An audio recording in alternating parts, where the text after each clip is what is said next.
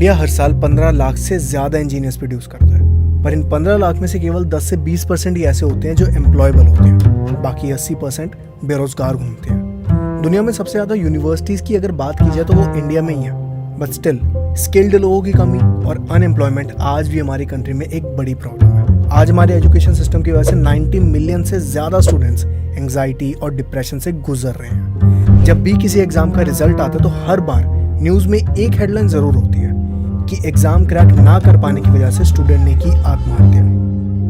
एक स्टूडेंट पर फैमिली का, सोसाइटी का इतना ज़्यादा प्रेशर होता है कि अगर वो एग्जाम में फेल हो गया तो उसको लगता है कि वो जिंदगी में फेल हो गया। उसको समझ नहीं आता कि कैसे वो अपने परिवार का और इस सोसाइटी का सामना कर पाएगा, क्योंकि सच तो ये है कि सोसाइटी उसको चैन से जीने ही नहीं देगी। बार बार उसको उसके फेलियर के बारे में याद दिलाती रहेगी। इस प्रेशर की वजह से हर साल हजारों स्टूडेंट्स सुसाइड करके अपनी जिंदगी खत्म कर लेते हैं। कहा जाता है कि education is the key to unlock the potential of a nation, पर सच तो ये है कि जिस तरह का हमारा एजुकेशन सिस्टम है, ये नेशन के पोटेंशियल को खत्म करने का काम कर रहा है।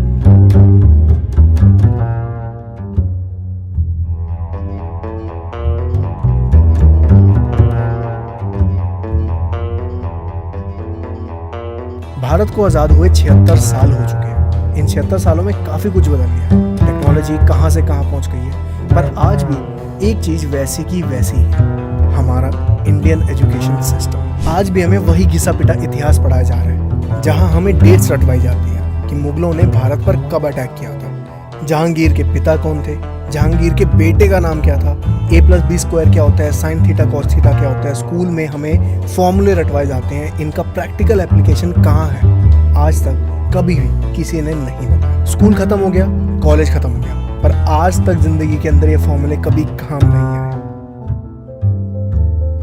मैं अपने ही स्कूल की बात बताता हूँ। जब मैं स्कूल में था तो हमारे एक मैथ्स के टीचर हुआ करते थे जो बड़े स्ट्रिक्ट थे। उनकी एक आदत थी कि वो सबसे हमेशा एक ही फॉर्मूला पूछते रहते थे कि बताओ a³ + b³ क्या होता है। और जब कोई बच्चा उसका आंसर नहीं दे पाता तो वो पूरी क्लास के सामने उसका मजाक उड़ाते थे। सर जब पढ़ा रहे होते थे और किसी बच्चे ने गलती से कोई सवाल पूछ लिया तो उसकी सभी स्टूडेंट्स के सामने क्लास लगती थी। ये हमारे एजुकेशन सिस्टम की कड़वी सच्चाई है। जो टीचर ने पढ़ाया उसको चुपचाप छापो, रटो और एग्जाम में वैसे के वैसे कॉपी पेस्ट करके आ जाओ। वैसे जो हालात हमारे एजुकेशन सिस्टम के आज है ना, उसके पीछे एक इंसान का बहुत बड़ा हाथ है, थॉमस बेबिंगटन मैकले, जिसने इंडियन एजुकेशन सिस्टम को डिजाइन किया। आज हमारे भारत में जितने भी इंग्लिश मीडियम स्कूल्स हैं, कॉलेजेस हैं, वो सब मैकले की देन है। इन्होंने हमारे ट्रेडिशनल एजुकेशन सिस्टम को बकवास और अनसिविलाइज्ड बताकर अपने वेस्टर्न एजुकेशन सिस्टम को भारत में इंपोज कर दिया।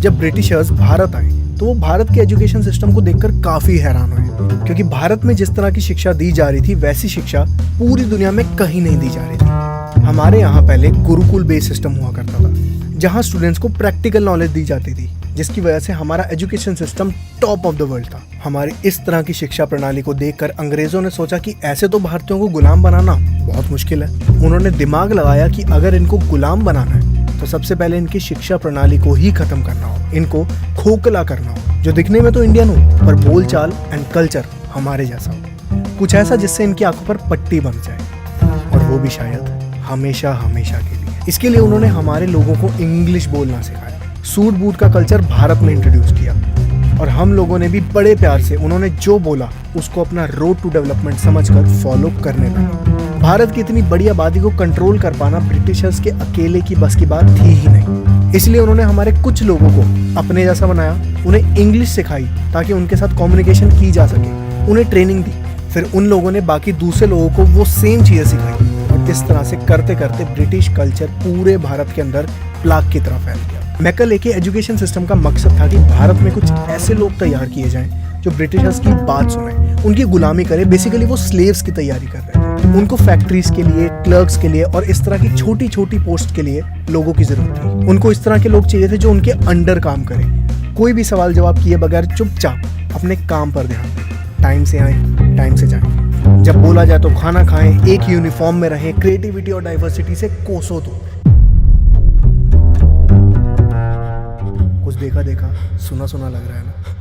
School uniforms, school bells, lunch time. Basically लोग नहीं, भेड़ तैयार किए जाते थे।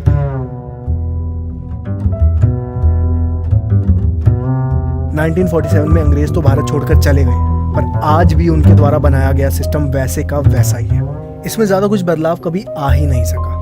आज ब्रिटिशर्स के द्वारा दिए गए एजुकेशन सिस्टम की वजह से इंडिया का 81% स्टूडेंट एंजाइटी डिप्रेशन से गुजर रहा है। पर दुख की बात तो यह है, इस पर कोई बात ही नहीं कर रहा।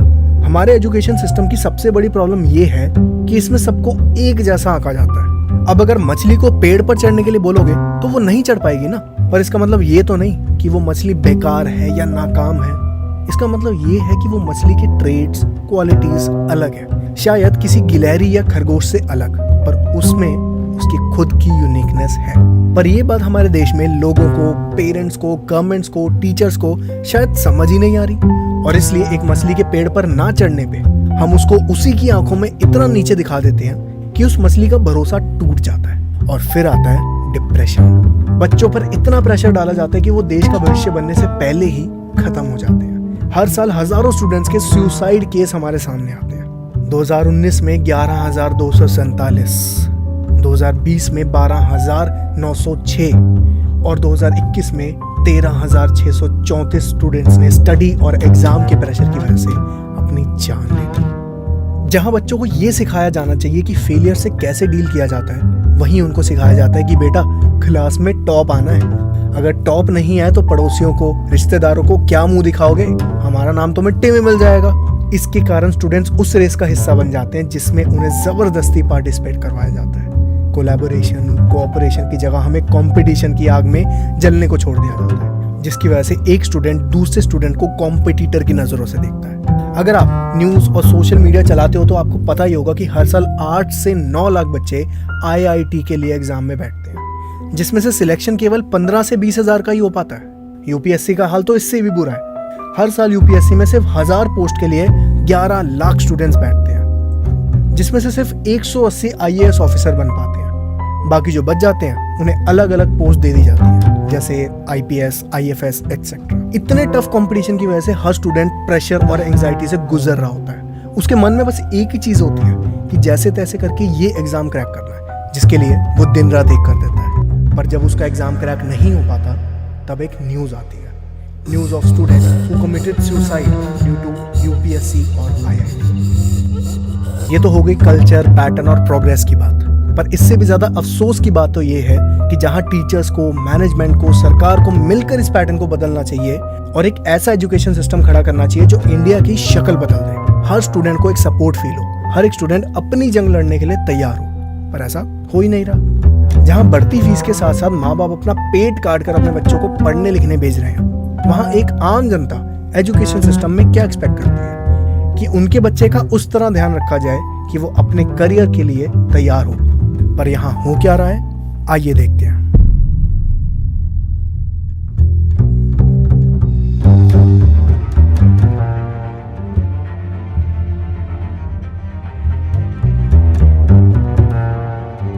स्कूल्स, जिन्हें शिक्षा का मंदिर कहा जाता है, आज वो मंदिर काम और व्यापार का अड्डा बन चुका है। इस व्यापार में प्राइवेट स्कूल तो सबसे ऊपर है।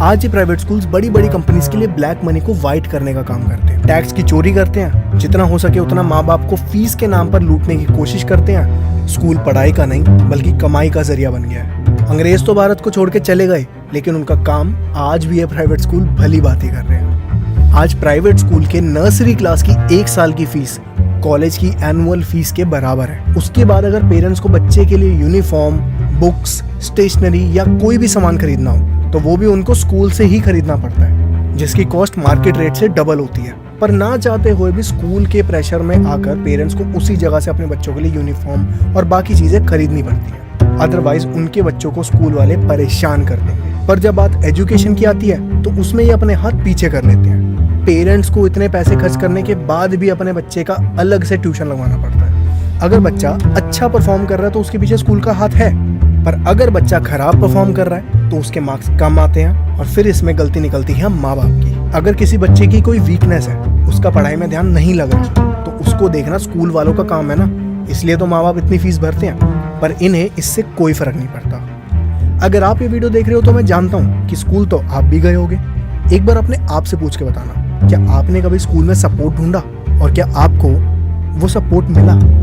मुझे कमेंट करके जरूर बताना। स्कूल्स हम सब की जिंदगी का सबसे खूबसूरत हिस्सा होता है। हमारे पेरेंट्स कितनी मेहनत से वो पैसा कमाते हैं जो हमारी पढ़ाई में लगता है। अगर उसी पैसे से हमें इररिलेवेंट चीजें ना पढ़ाकर वो सब पढ़ाया जाए और सिखाया जाए, जिससे हमें डिसीजन मेकिंग समझ आए, मनी मैनेजमेंट समझ आए, टैक्सेस समझ आए, ग्लोबल अफेयर समझ आए, तो क्या हम इंडिविजुअली स्मार्ट सिटीजन्स नहीं बन सकते?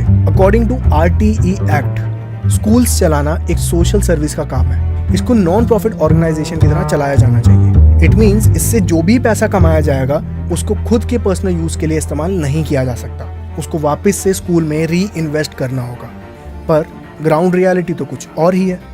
जितने भी प्राइवेट स्कूल्स भारत में हैं, उनमें से मैक्सिमम या तो कोई पॉलिटिशियन रन कर रहा है या फिर कोई बिजनेसमैन। एक नॉर्मल इंसान प्राइवेट स्कूल खोलने की सोच भी नहीं सकता, क्योंकि उसके लिए बहुत सारे डॉक्यूमेंट्स और परमिशंस की जरूरत होती है। आपको कई सारे अप्रूवल चाहिए होते हैं, जो कि मिलना ऑलमोस्ट इम्पॉसिबल होता है। इस प्रोसीजर में आपको ऊपर के लोगों को पैसा खिलाना पड़ता है, अप्रोच लगानी पड़ती है, तब जाकर आप स्कूल खोलने की सोच सकते हो। इस पूरे प्रोसेस में आपका इतना पैसा चला जाता है कि एंड तक आते आते एक इंसान खुद ही बोल देता है कि भाई ये स्कूल खोलना मेरे बस की बात तो नहीं है। अब बहुत सारा पैसा और ऊपर तक की अप्रोच से दो ही लोगों के पास होती है, या तो पॉलिटिशियंस या फिर कोई बिजनेसमैन। लेकिन प्राइवेट स्कूल खोलने से पहले सोसाइटी या ट्रस्ट फॉर्म करना पड़ता है, जिसके थ्रू एफिलिएशन मिलता है। और जो ये ट्रस्ट है, गवर्नमेंट के रूल के अकॉर्डिंग इसका मेंबर कोई भी फैमिली या रिलेटिव नहीं हो सकता। आपको प्राइवेट स्कूल्स के ट्रस्ट में लगभग सभी फैमिली मेंबर्स या रिलेटिव्स ही मिलेंगे, ताकि पैसे की आसानी से हेरा फेरी की जा सके।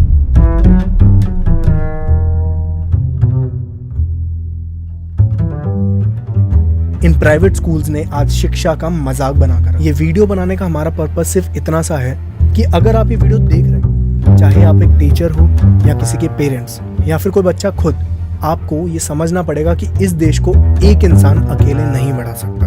हमें आगे बढ़ने के लिए एक दूसरे का हाथ, एक दूसरे के साथ की जरूरत होगी। पर अगर ऐसी लालच और आलस की दिमाग लगती चली गई तो हम सब कहीं नहीं पहुंच पाएंगे। आज हमारा देश चांद तक पहुंच गया है और ये बात तय है कि अब हम रुकने वाले नहीं हैं।